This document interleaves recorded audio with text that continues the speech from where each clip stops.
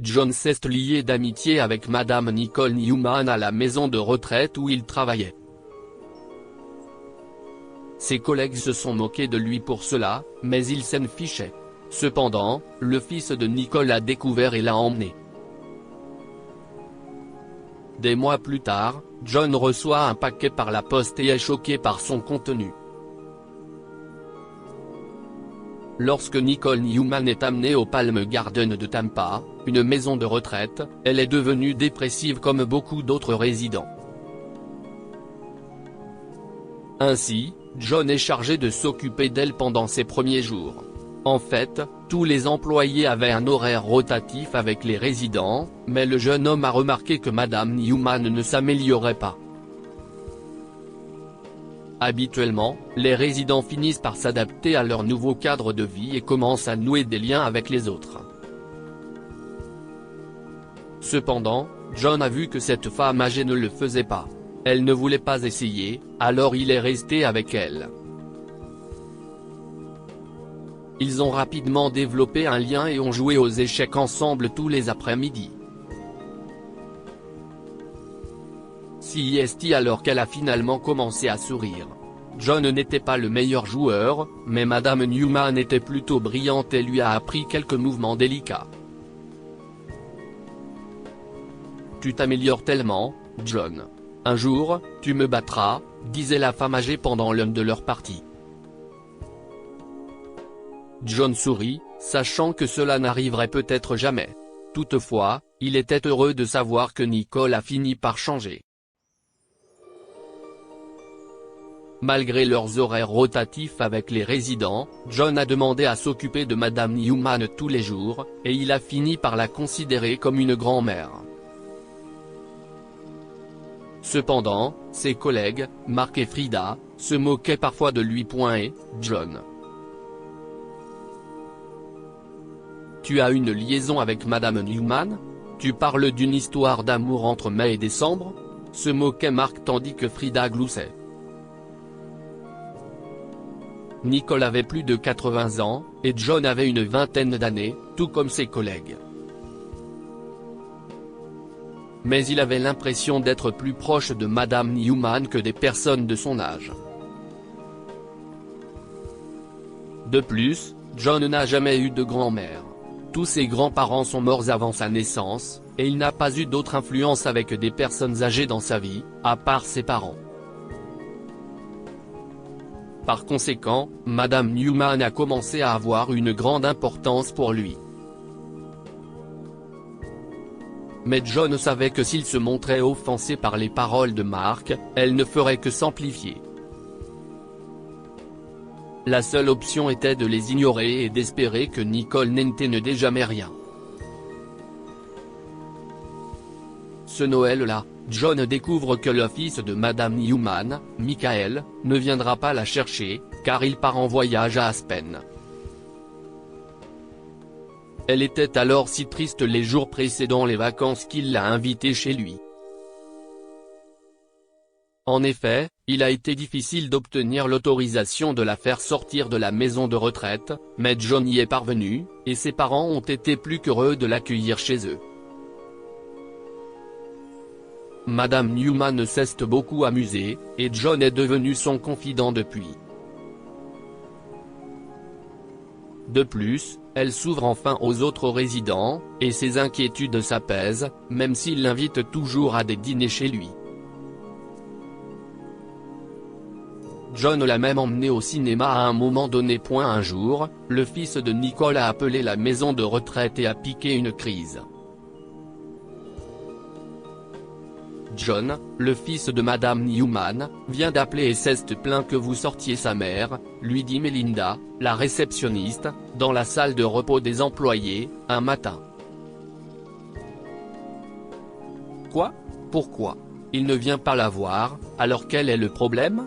A demandé John, en fermant son casier et en ayant l'air confus. Je n'ai aucune idée. Mais je suppose qu'il ne veut pas que quelqu'un s'approche de sa mère, répond Melinda en haussant les épaules et en retournant à son bureau.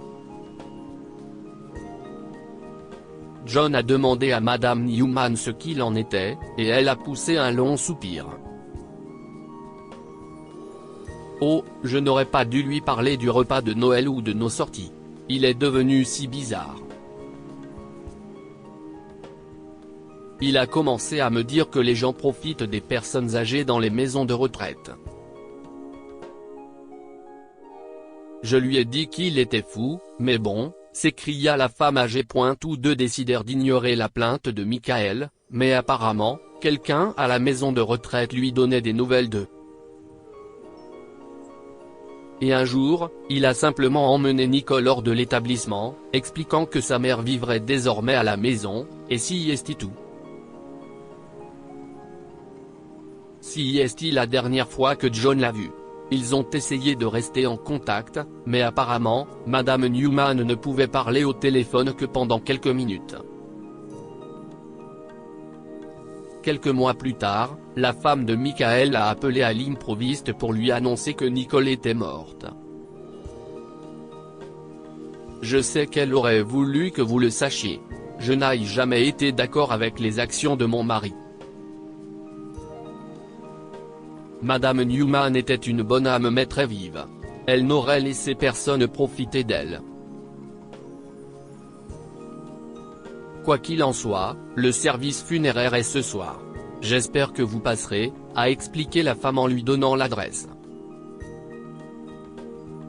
John Chabila assista au service funéraire, restant à l'écart de la famille proche pour éviter une confrontation avec Michael.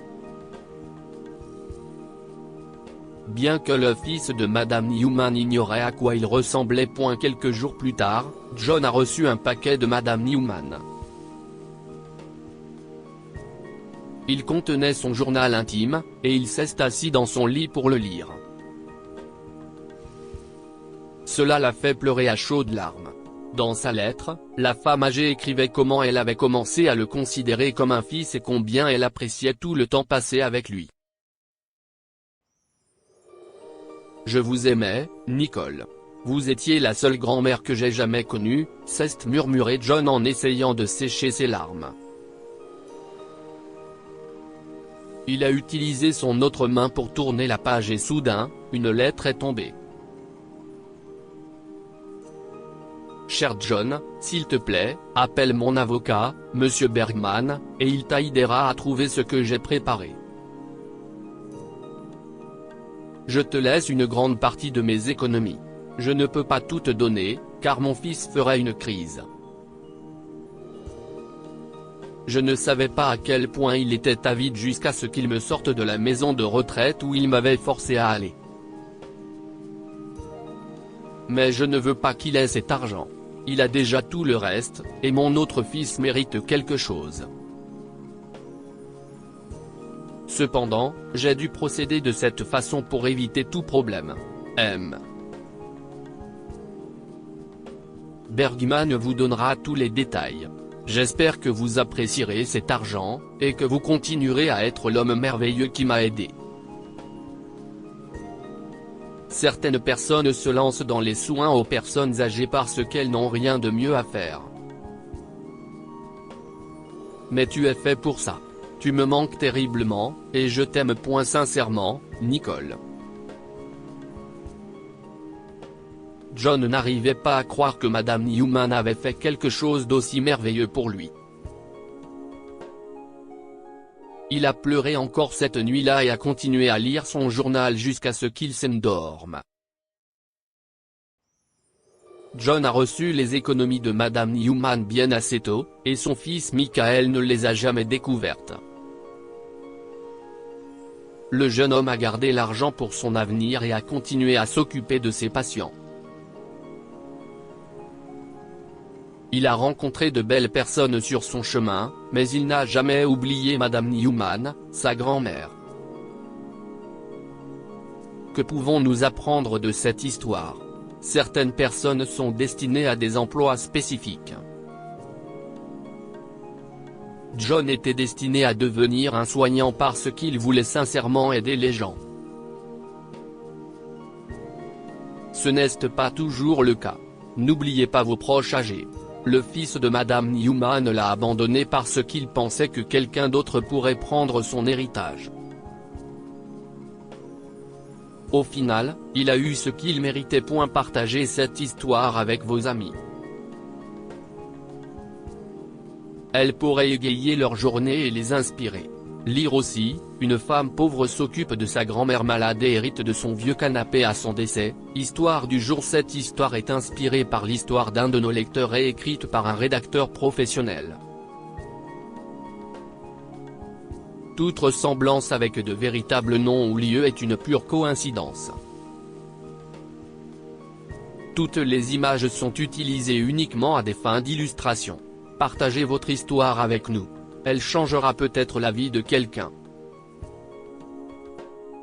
Si vous souhaitez partager votre histoire, envoyez-nous un mail à info@amomama.com. Abonnez-vous à Amomama sur Google News.